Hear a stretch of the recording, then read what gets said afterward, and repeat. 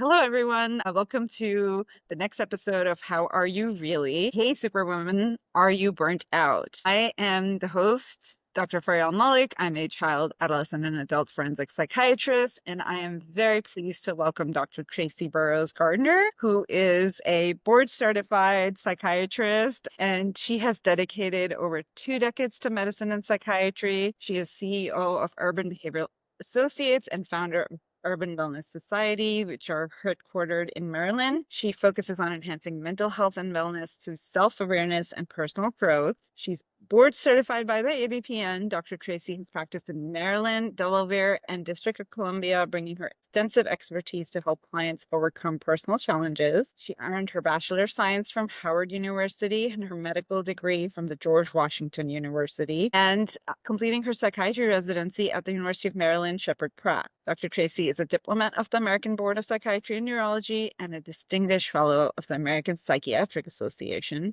recognized with numerous accolades for her contributions to mental health. Through UBA and UWS, she continues to provide high-quality mental health and wellness services. Welcome, Dr. Tracee. Thank you so much for having me. Happy I to am be so here. excited to talk to you about, burnout and resilience, and I appreciate you taking out the time to be here today. Again, I'm so happy to be here. Whenever I get the opportunity, I am talking about burnout and how we get out Yes, because so many of us are in it. So thank you for having me. of course. So I kind of want to just ask you initially, can you tell me how this became kind of like something that you got super interested in, specifically in high functioning women? Absolutely. So really it started to become kind of a passion of mine because I was in burnout. I just was in total burnout.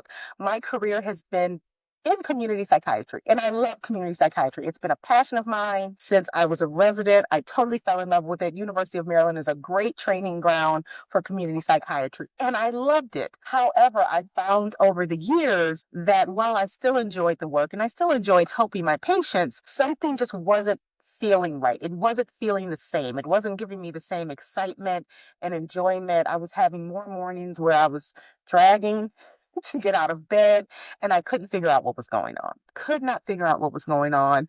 My husband was commenting that I just didn't seem happy anymore. My friends were saying, something seems off, and I couldn't figure it out. And then I started reading about what is this burnout thing? Maybe I'm burnt out. And I said, no, there's no way I'm burnt out. I spent all these years developing a career in community psychiatry. I'm doing what I love. There's no way I could be burnt out. And then again, with more reading and more kind of investigation, I said, oh my gosh, I am in burnout. I'm in burnout. And so then I said, well, what do I do about this? Do I just take a vacation? Yeah, let me just take a couple of days off. That'll fix it. That'll be Yeah. good. And take a couple of days off. I took a few days off and I came back and it didn't fix it. Hmm. So while all of this was happening, I was also diversifying my patient population. Hmm. We had moved our practice from Baltimore City, which is where we had been housed. The company had been housed since 1994. I'm not its first chief executive officer and owner. So we moved it back down to Prince George's County, and I started to work with more high functioning women. Okay. And I started seeing that they were describing the same things that I was experiencing. Hmm. So I kind of started to again develop this curiosity. What do we do about this? How do we fix it? Because clearly a vacation isn't it. And that's when I started down the path of helping to heal my own burnout and then Hmm. said, wow, I should probably be helping other people do this too. This is great. So Yeah. that was a very long answer. Yeah. So I ended up kind of interested in burnout, specifically in high functioning women. Yeah, no, that's amazing. So I guess one of my other questions is, so I at some point kind of had a conversation with a psychoanalyst and we were talking about burnout and how burnout used to be considered like a type of depression. Mhm.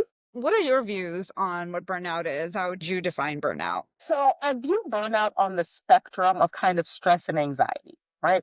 So we all experience life stress. If you live long enough, you will experience life stress, and that is not abnormal. And anxiety in and of itself, we know is not abnormal. Now, of course, it can become an illness and it can become problematic, but in and of itself, it's not a problem. It's Hmm. really a sign that, hey, we need to make some changes. We need to make some adjustments. Maybe we need to develop some different skills to manage the stress. Burnout for me is on the far extreme Okay. where it's almost like you are just completely depleted. You are completely depleted, and it very much can look like major depressive Yeah. disorder. Yeah. Absolutely. Yeah. You're not sleeping, you're not eating, you're isolating. You can start to feel anxious, panic attacks. All of these kind of great diagnostic things that we see can be a part of burnout.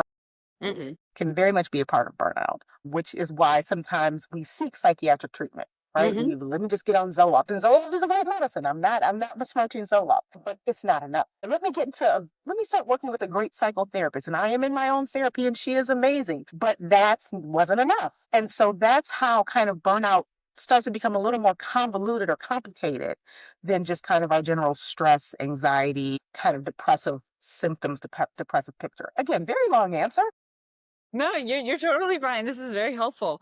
So what are some like unique challenges or stressors that are contributing to burnout in high functioning women compared to other groups? Yeah, I think the pressure is one of the things that I'm hearing a lot. There's this kind of expectation that high functioning women are able to carry everything on their shoulders, right? The superwoman syndrome, that we can do it all. We can work 40, 50, 60 hours a week in high intensity jobs, even if they're not manually draining, they are very mentally draining.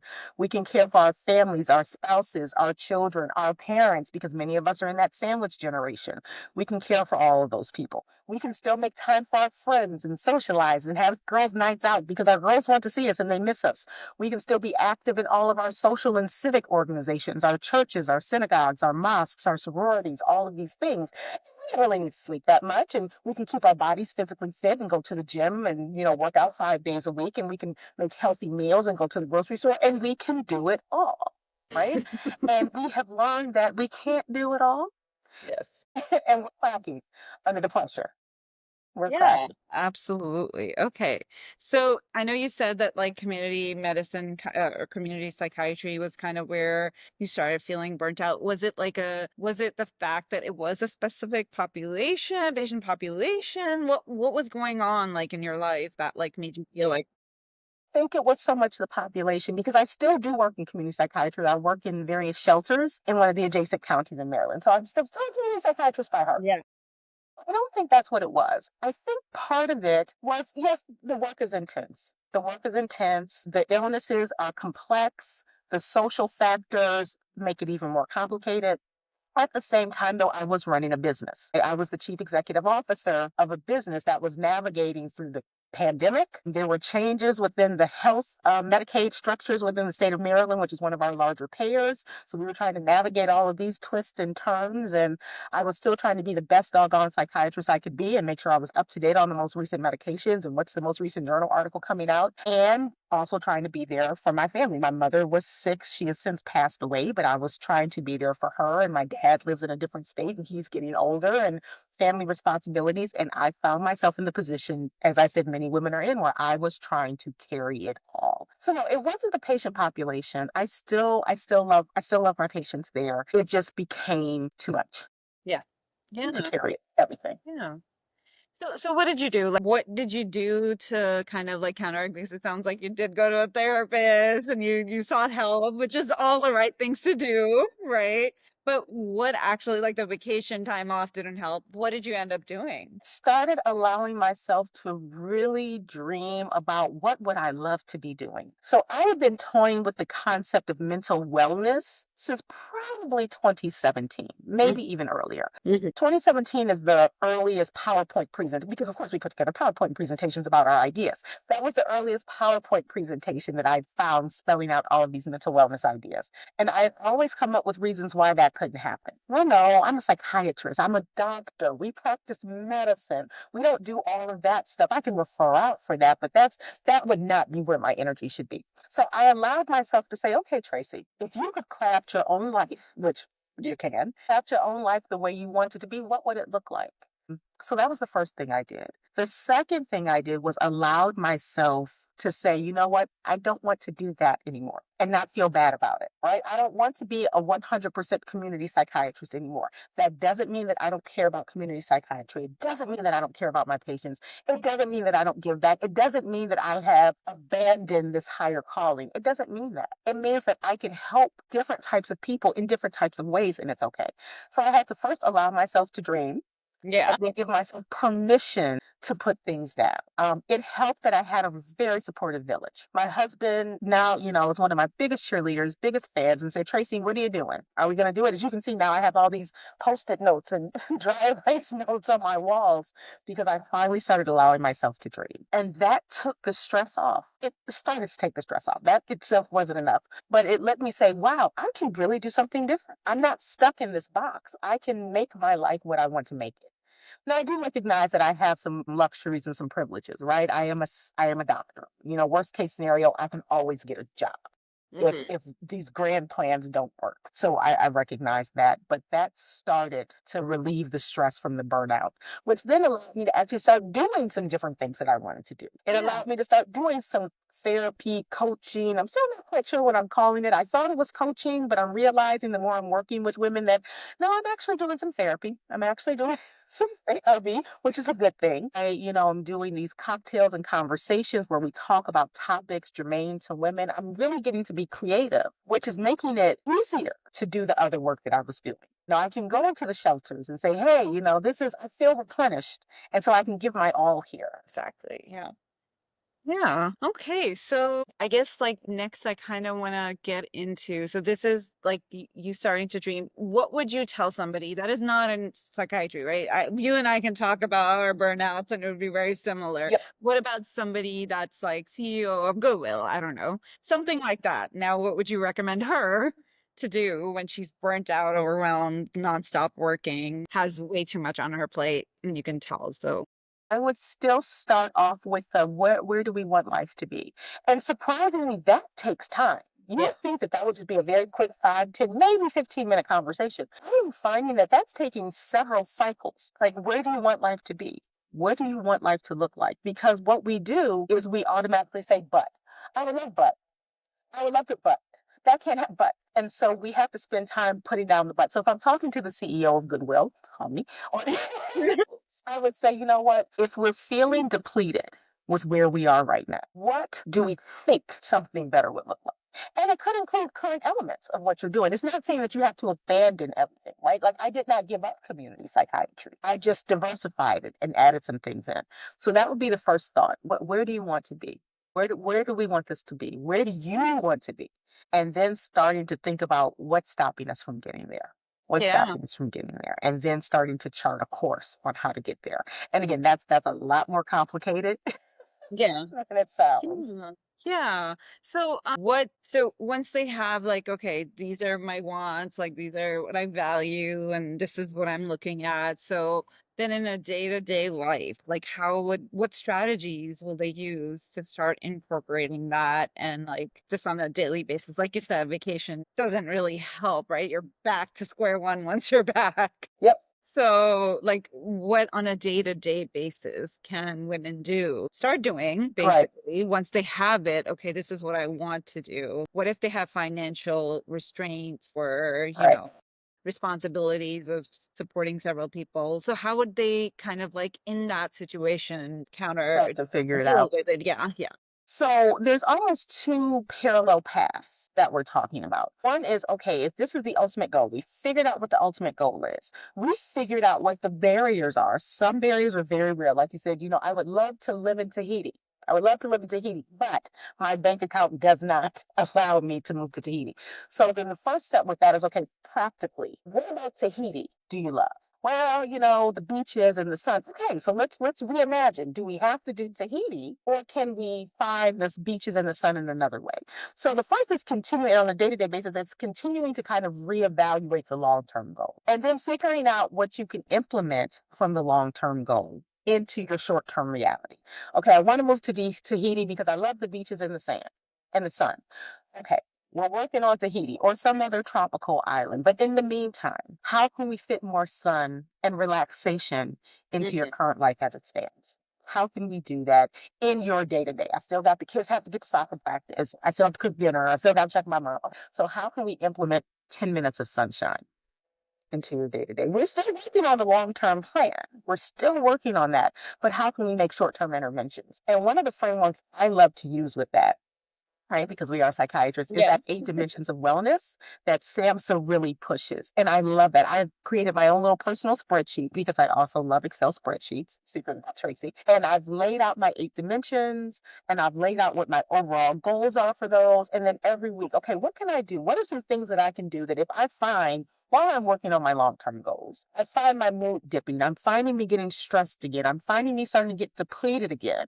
What Hmm. are some short term or mid-term things that I can do in these dimensions to help buffer me, right? While I'm working on making these long-term changes. So those are some of the things that I would suggest that women can do in the Yeah. meantime. I want to learn more about the eight dimensions that you're talking about.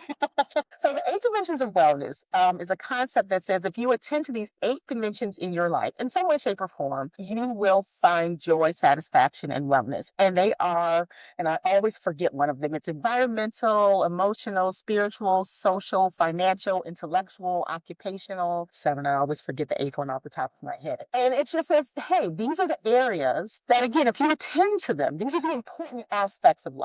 Right. And we use these a lot when we were working or when we are working in the SMI community population Mhm. about how do we help people who have very severe illnesses and often very difficult situations find happiness.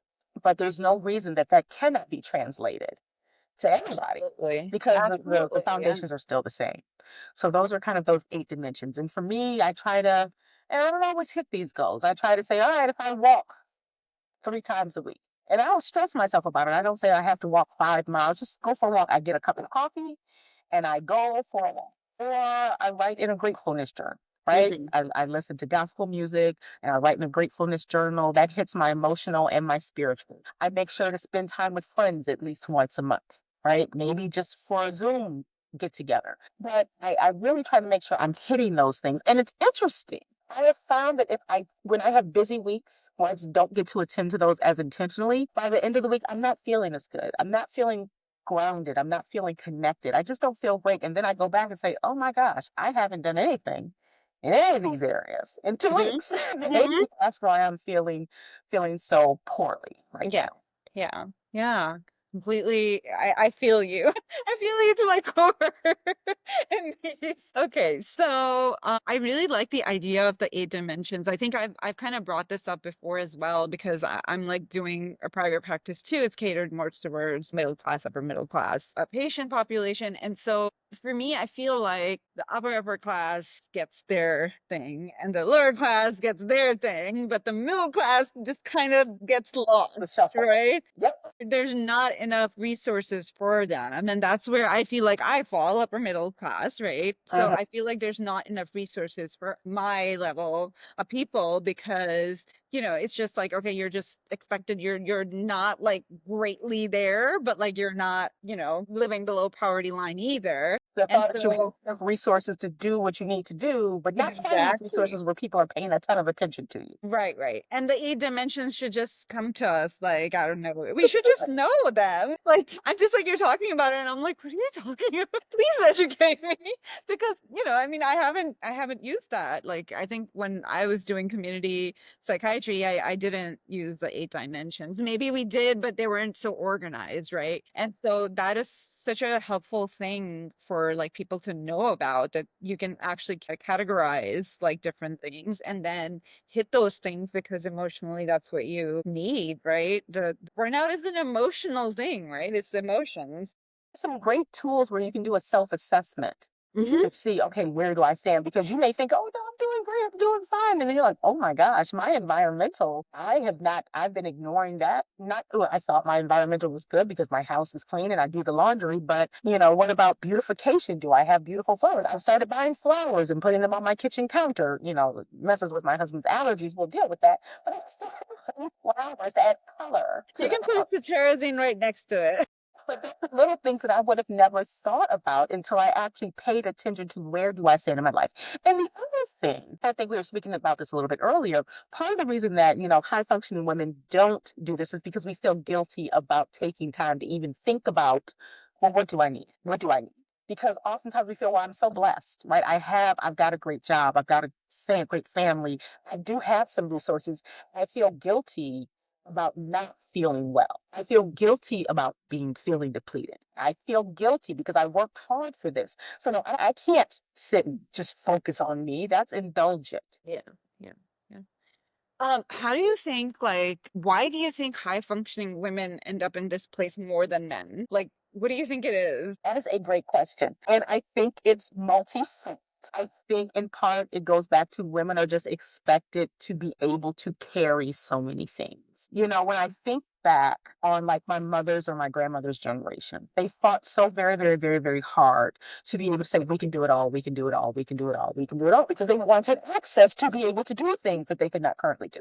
So women of my generation or like my stepdaughter's generation feels now obligated to carry it all. Whereas men, I don't think were, as a whole, and there's always exceptions, I don't think men have taken on the burden of feeling like, well, I have to carry it all. I have to have this high power career, but also make sure that home doesn't lapse. I have to make sure that the kids, and not saying that men do not do these things, okay? I don't Mhm. want, please, men, do not come in my inbox giving sending me messages. But of course they do. But I think the expectations are not there the way that they are with women. When we see men in the mall with their kids, we're, oh my gosh, he's such a good dad. That's so great. That's so sweet. When we see women in the mall with their kids, like, yeah, that's just your mom. That's what you're supposed to do. Take your kids. Yeah, exactly. Okay, so just kind of building on that, like I had a friend who her husband was doing the stay-at-home dad thing while she was in fellowship because daycare would be way more expensive than what he was making. And so they were out for breakfast. He was out for breakfast with their child, and some like person paid for their breakfast and said, "Oh, this is so nice that you're like doing this." And I'm like, she's telling me, I'm like, if that was you, nobody would have said that. No one would have said that. That, like, you, and just like the expectation of she became chief fellow and like stuff like that. And just like the expectations were that, oh, you're doing too much. But if this was the man in the relationship, Hmm. nobody would tell him, hey, you're not at home enough, or that's just expected. So it's just like overall like cultural societal expectations that have been there forever. And one of the things I actually love about younger generations of women, kind of what we're calling the Gen Zs, is that they are saying, nope, not doing it. Yeah. That doesn't work for me. And whereas, I'm younger Gen X and like them to not carry everything. So I love that about younger women. That they're saying this life doesn't work for me. I've seen my mothers and my sisters and my aunts do it. It doesn't work for me. I'm going to craft a life that works for me and I'm going to find a life partner, right? That balances that. So I love that about this younger generation. Yeah, absolutely. Especially so like I feel like we can learn so much from Gen Z. They're doing something much better than us. Yes. And people are like, "Oh, we're always complaining about the younger generation," but I feel like there's so much we can learn from them because they are growing up in this time and age of like exactly. Age appropriate. There's some things, 20 is 20 to some Yeah. degree, but man, technology is different and the world is different. Yep, absolutely from when we were growing up. Yes.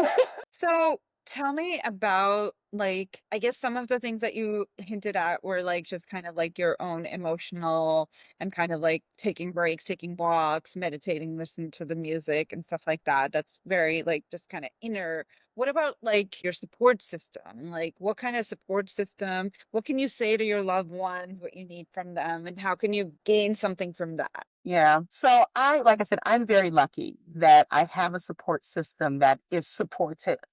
Even when I had no idea what was going on with me, they were supportive. Not everyone has that, right? Not everyone has that. So the first recommendation I would say is test your support system out. Not everybody, you don't have to pull all your friends and family together, but find those one or two people and say, hey, I'm not doing great. Yeah. I'm not doing great. I'm not quite sure what's going on yet, and Mhm. I'm trying to figure it out, but I'm not doing great. Have you noticed that I'm not kind of the same or and see what kind of feedback you get and then ask for the supports that you need. You might not know what those supports are yet. It may Mhm. take some time to figure out like, hey, honey, I can't do this all.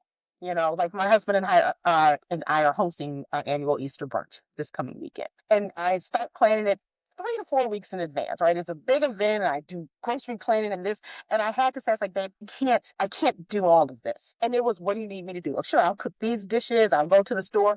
And it was just a matter of asking.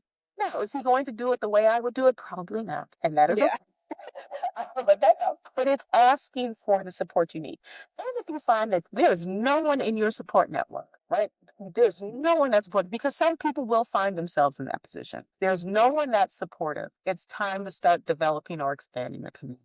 And that's part of what I also do with Urban Wellness Society. It's not just kind of the therapy, coachy therapy, cocktails and conversations piece. It's also trying to help women find each other and say, hey, you're not alone in this. You are not alone in this. There are other people going through this too. And let's start building that sense of community. Yep. Yeah, community is so important. And Mhm. like, and I think COVID disrupted a lot of that, right? We became, I feel like I became lazy. Like it takes a lot from me, and I'm not really an introverted person, but it takes a lot out of me to like get up and go just hang out with friends. Like literally, it takes a lot more effort because, I don't know, COVID somehow made me lazy. You see, I had to put it on my 8 dimension spreadsheet. Spend Yeah. time with your friends.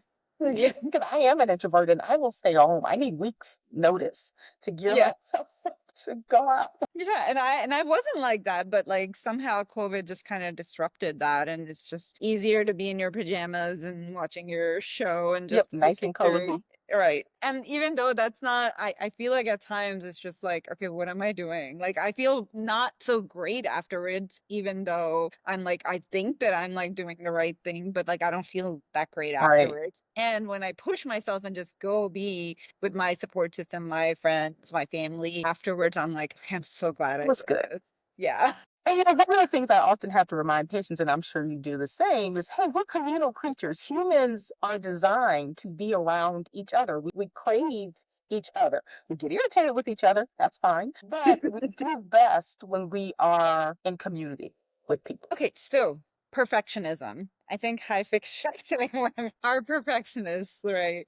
So, how do you kind of advise people to deal with that like because it doesn't even have to be OCD level. It's just like everything needs to be done a certain like standard, and if it's done one thing a little bit bad, then everything blows off. Yep. For me, the only time I didn't do that was my wedding. I was like, weddings always go wrong, so it's fine. Something will go wrong and I'm gonna be okay. It's still gonna be fun. But I'm not able to do that in the rest of my like, in my career especially, right? I want it to be no mistakes, nothing go wrong all the time. So how can, we let go of that? Yeah. So, and you're right. High functioning women in particular, that's what we hear. We are perfectionists. We want it to be perfect. And I never actually identified as a perfectionist. My therapist had to highlight that for me. I was a perfectionist of some sort. So I think the first thing is learning to identify that, oh, I guess I do want things to be just so and aligned and perfect. And I said to her, I said, I'm not a perfectionist because I know people that are way more, Mhm. way, those people are perfectionists. Yep. Not. She's like, no, you are too, just maybe not on that level. So the first is identifying that, okay, maybe I have some perfectionist tendencies. And then kind of say, okay, how is that holding me back? Is that stopping me from doing things that I want to do because I don't feel like I've got it all spelled out? This kind of new wellness venture that I'm launching into, I do not have it all spelled out. Not at all. And that is part of what held me back for so long. And finally, it's so funny. I was talking to one of my regular medication patients, and I've been kind of floating out there to them for years. Yeah, I'm developing this thing. And they always said the same thing. Dr. Tracee, when you do it, let me know. So one day, I don't know what she was telling me, but I said, Miss Such and Such, I do have this program, right, that I'm rolling out to help high functioning women as kind of a coaching program. I said, I have not spelled it out yet. It's still a work in progress. And she said to me, I will be your test dummy. Let's do it. And Hmm. I've learned so much. I have a couple of other people I've done that with. And so, in actually just starting, just doing something, I've learned so much. It's taken me in directions I didn't anticipate and opening new ideas that I had never thought of. So, again, the first thing for me is just identifying that it's there and then trying to force yourself just to do something. And telling yourself it's not going to be perfect. And I'm glad you said with your wedding, it's something's going to go wrong. Something's going to go wrong. Telling yourself, you know what, something's going to go wrong. And as long as the police or lawyers are not showing up at the door, figure it out. The other thing that I tell people is remind yourself of all the wins that you've already gotten. And you didn't necessarily get them because you had everything perfect. It's because you're intelligent enough and resourceful enough to be able to figure things out as you go if you need to, right? That's the beauty of kind of high functioning women. We're smart. We can figure it out. So launch something. And if it doesn't work, you'll figure out how to tweak it and adjust it. And most people won't realize it's not perfect. Most Yeah. people won't realize it because most people are not giving it that much thought. Right, right. Yeah, exactly. So I guess like just kind of going into it and letting things fall in place, right? So that's kind of, Scary. yeah, Scary for people who are used to holding on to everything. It's scary to say, oh, I'm going to try this and see. And that's where a little bit of faith comes in. And I know everyone has different faith systems or possibly no structured faith system. But part of it is saying, you know what, I'm going to have some faith and trust and just step out and see what yeah. happens. Okay, so on the long term, now, for instance, actually, I'm going to go another direction first. So let's talk about the CEO that's stuck in that position now. She's a woman, right? So if she doesn't do it perfect, she's going to be told it's a woman. That's why she's not doing it perfectly. So how do you deal with that pressure in that position, right? You can have your own like venture business, whatever. If you're out on your own, you get to define. Right? But when you're in a setting like that, when you're dealing with so many other, I guess, CFOs and whatever the companies have, right? And it's like such a big company. Now she's expected to not make any mistakes, actually go above and beyond what a man in that position would be doing. Mhm. So what would you advise them to do in that position? So, to be in that type of environment, there is a sense, a little bit of a kind of thick skin you kind of have to develop because you recognize that you will never or you may never fully get the external validation that you deserve.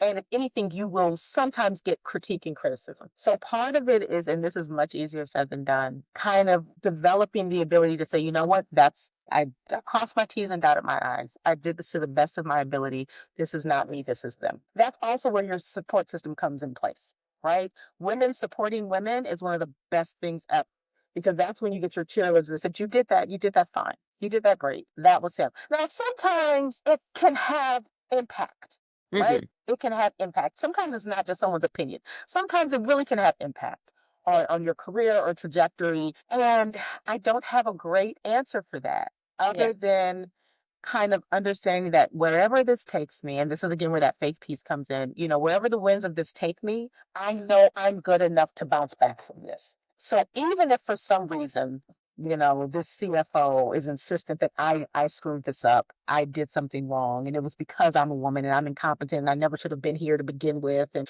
that's why they shouldn't have hired all the. We're not going to go down some of the paths that people are thinking. Even if those opinions are there, and even if it has impact on you, it's somehow trying to develop the. You know what? I know it's not. I know what I bring to the table, and then so now we're starting to talk about a little bit of imposter syndrome too. I know what I bring to the table. I'm good at what I do. Mhm. And whatever impact this has, and I'm not saying just to be helpless and, oh, no, no, do what you need to do, buffer yourself as best you can, but have the confidence that wherever this goes, I will weather this because I'm good at what I do. And when you asked earlier, what's one of the differences between men and women in this, men are very good at that. They are very good at saying, I'm good at what I do. I know, I know. It's so interesting because like I feel like as women we doubt ourselves all the time. We're like our worst critics, right? And while it's not like so black and white that all women, all men, but it happens way more than I would like for it to be happening, right? Like just self-doubt. When I heard Michelle Obama in some speech she was giving say that when she was still kind of really working, I think she had just left the law firm and had gone to, I think, the university, and she would be in rooms and felt like she didn't belong there. And I'm like, you're Michelle Obama. You are brilliant. Oh my gosh. So when I heard that, I said, if Michelle Obama can feel like she didn't belong in the room, then it's, it can happen to all of us. But that's where the community comes in because your community will tell you you are fabulous. One of my girlfriends from college, a couple months ago, maybe a year ago, I was talking to her and I said, again, having this struggle, having this burnout. And she said, Tracee, you were fearless in college. I said, was I? I was fearless? She said, yeah, you were fearless. I needed my village to remind me of that. That I Yeah, was fearless. I got absolutely. this. Yeah. What about long-term resilience? Like, so now like you've made this plan and you are like incorporating the eight, aspects, Fixes. right? And then now it's a long-term maintaining this, right? So what do you advise to women? How can they maintain that resilience over time? Because challenges are going to keep coming, right? It's going to be doing its thing. Yep. So one of the things I say is be in tune with yourself to know when you're starting to enter into a burnout place. Right. Start to know the early signs. Do you find that I'm not spending as much time with friends as I used to? Okay. Do I find that my sleep, kind of like we tell our patients, right, with depression or anxiety, my sleep is being impacted. I'm waking up worrying about things. I'm not eating as much or I'm overeating. So know your signs, know your check engine lights, and then continue to be open to what might need to change. What might need to change. And it's okay, right? It is okay. It's okay to change. So know your warning signs and be open and flexible to change. And sometimes it's not something may not need to change. Maybe you do just need a vacation. Maybe you just need to be reinvigorated or re-excited. Maybe it's a conference or reading a new book or something to just kind of get your joy back. But just kind of be in tune with yourself. Or have your community tell you, hey, I noticed you're dragging a little bit. Yeah. Did you notice that? Like, huh, I hadn't noticed that. Yeah, you're right, I am. Yeah. So I'm gonna kind of give you a little bit of like what was going on with me and like I want to get your kind of like feedback on it just to have like a real life example. So I do this part-time adolescent residential job where I'm That's yes. It's very intense. I love the patient population. Again, these are mostly Medicaid kids, so I love that patient population. I've loved working with them. I'm over 3 years into it now. But last year, about a year and a half into it, I started feeling like, okay, I am exhausted. I am not doing good. So I mhm. was like, okay, maybe I need to take to more time because most of it is virtual. Like I go like 20% is in person and 80% is virtual, but you're always on call. It's a residential, Yeah. right? So I was like, okay, I'm going to start taking more time off. So I started taking chunks like a week off here and a week off there. Still did not help. And so I kind of like, okay, this is not working. I probably need to get myself out of this position. Again, now like a financial things comes up. Okay. This is still supporting paying some of my bills and like, okay, so how can I strategize this? So I had to think about a lot of things, but somewhere in all of that, the things that I do for my mental health, for my like maybe it'll probably hit some of those, out of those eight strategies is I have a personal trainer that I need to work out with. It's not the goal is not losing weight. It's just movement, literally. And then assisted stretching so that like I can like kind of release some of that instead of massages. I replace massages with assisted stretching. And then the third thing was now I'm like skipping on it, my therapist, right? I was like absolutely not letting go of my therapist. So out of those three things, the only thing I was doing was I was still going to therapy, and the other two things somehow with time or something was going on, I was not being able to fit them into my schedule. Yeah. And so I started crying one day. I was like, what am I working for? What am I doing? Like when I'm not even getting the things that I know help me. And that's how I kind of recognize. And so I put my notice in. I'm like, I love this patient population, but I can't do this anymore. It's like I'm exhausted all the time, being on call all the time. And I recognized that and I kind of started to make some changes to, okay, I can have this, locum thing here or this thing there where I can like, kind of have that income flow come in. Now again, we are psychiatrists, so it's a little bit different for us just being physicians, doctors, right? But like just kind of recognize that and did that. And I feel better already. Like, yeah, I haven't even finished working there. Like I still have like a couple of weeks left, but I already feel so much better.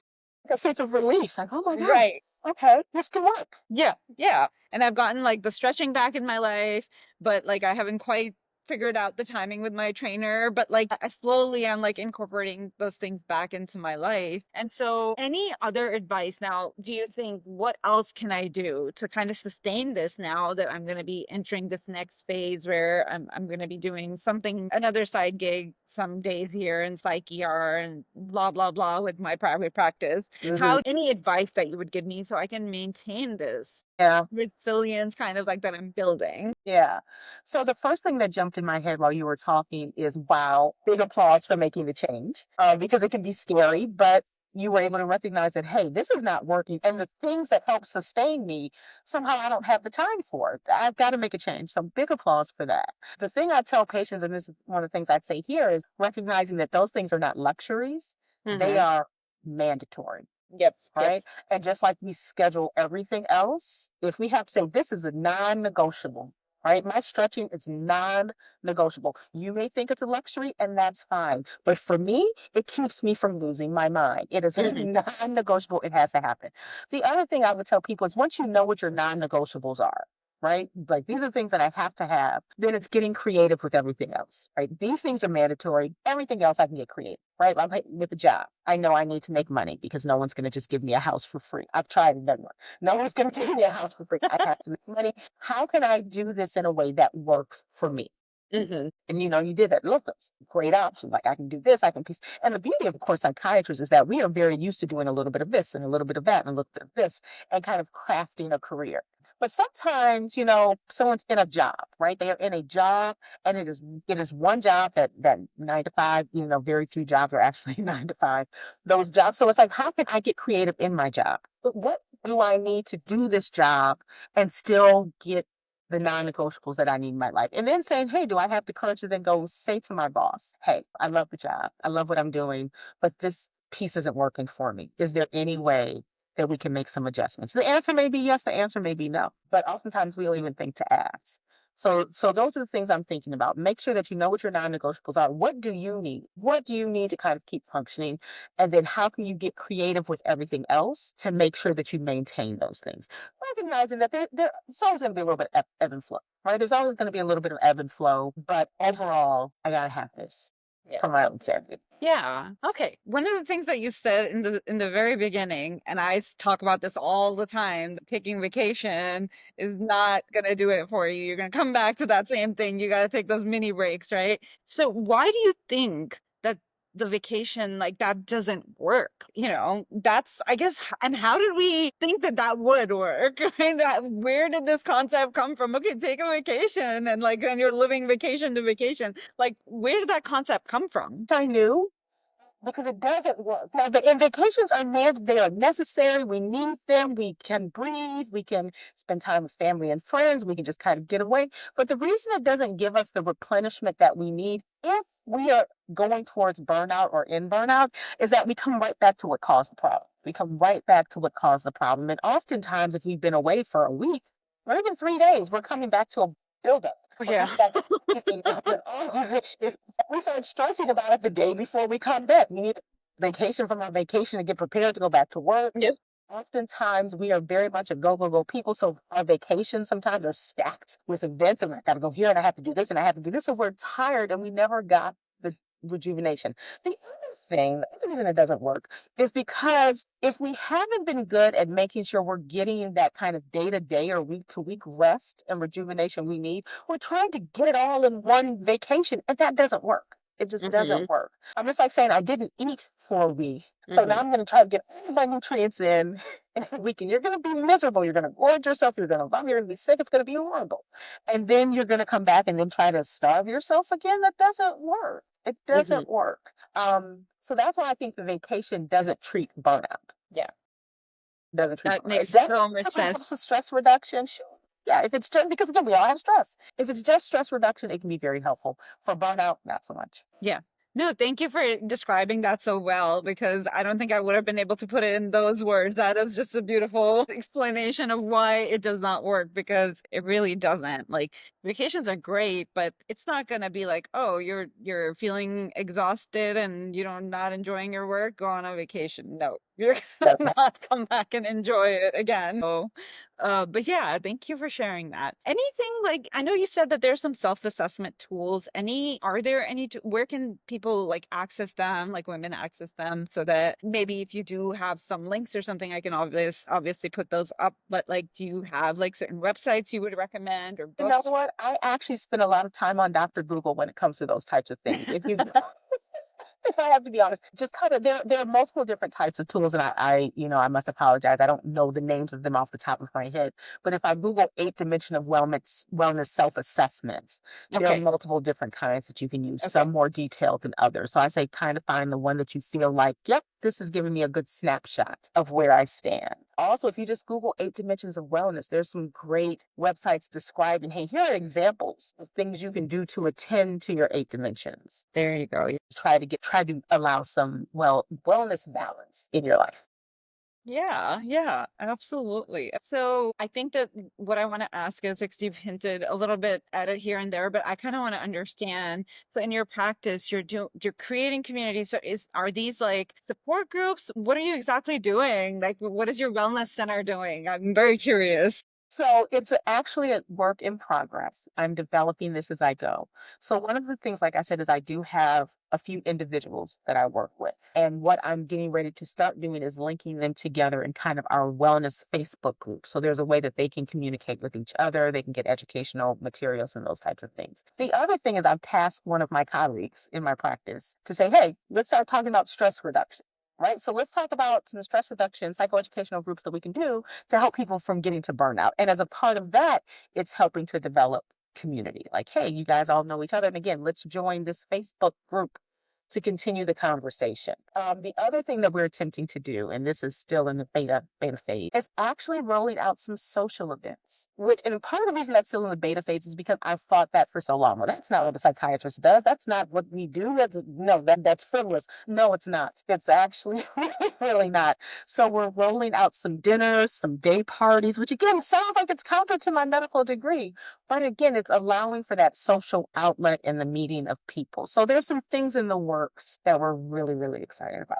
Yeah, I think a lot of like some of our schooling, not a lot of it, but some of our schooling have taken out the humanness part, right? Especially in psychiatry, like we try to create this like This boundary. gap and like, yeah, and it's such a stark boundary. And then there's so much talk about like boundary between patient and doctor and all of that. But I mean, as long as it's not inappropriate, I feel like there's so much healing there that can happen if you are creating space for a healthy interaction with your patients. More. And I think the other issue that we as psychiatrists have probably been navigating through is trying to ensure that other people recognize that we are medical physicians, right? We Hmm. are medical doctors, and that psychiatry is a division of medicine. Hmm. And so, and I get it, and it's true. But I think sometimes in our push to kind of ensure people understand that we're letting go of a piece that sometimes only we can do because we do understand it and we get the whole picture. So I love the fact that more psychiatrists are walking and talking in this realm. Interestingly enough, I saw the OBGYNs doing it first. Hmm. I saw a lot of OBGYNs doing it. I think they understood they were working with women, right? And they Hmm. were seeing them Yeah. hurting and feeling in a Yeah. low place. So I love the fact that psychiatrists are saying, hey, we do understand dopamine and neurotransmitters and we get that, but we also understand the need for human connection too. Right. And the role of ritual, right? I mean, I've been very much toying with that, right? Like there's an entire thing of getting the community together and like there's why have like Eastern medicine or ancient traditions, how did they work? Like they were all working, right?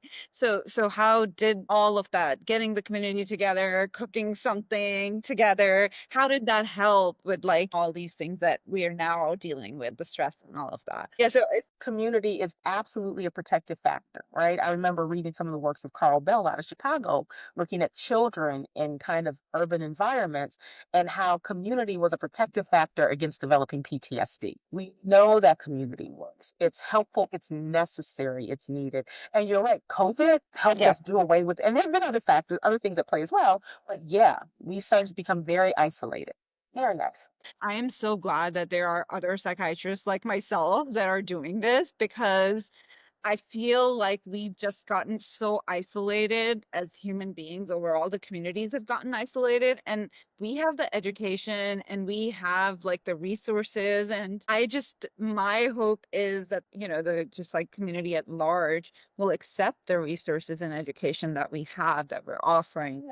For community, we are at my place, we're offering like we host events. So we're doing like, we did a candle making and sound bath event. So this person that makes candles, she came in and she did the scent thing and everyone Hmm. got to make their own candles. And then we all did like a sound bath. And so we're hosting events like that to get people together to come in and be able to like meet new people. You're sitting down down and doing your candle thing, obviously you're going to converse. So just kind of opening that kind of revenue. And I attend those, like I attend those events and I attend them as members. Even if my own patients are coming, I let them know beforehand that I am going to be attending as a member. So you're not going to be my patient at that time. You're just going to be another member. I'm The just members of this there as community another together. member of the community. And so I think that that is just, there's something beautiful to be said about that and just creating that comfort for people too, because that like gap that we've created, that we're here and you're over there, also doesn't help with the healing, because then we're saying that we're better than you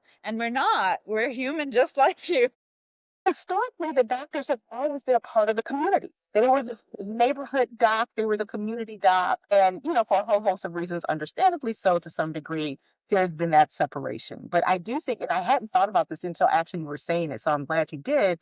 It is very powerful to be a part of the community with people as a provider, as a doctor. Yeah, it was so great chatting with you. One of the questions that I always ask is, how are you really doing? Excited.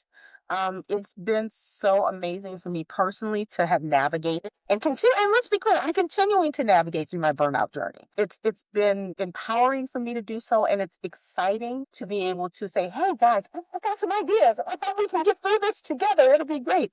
So it's truly exciting. And like you said, I am also excited that I'm seeing other docs doing the same thing. So I'm energized right now. That's amazing. I'm so glad. Thank you so much for joining me today. I really appreciate all your insights. This was like such a great conversation. I hope people will benefit from it, and hopefully we can talk about something else later. Have you come back? Thank you so much for having me. I would love to be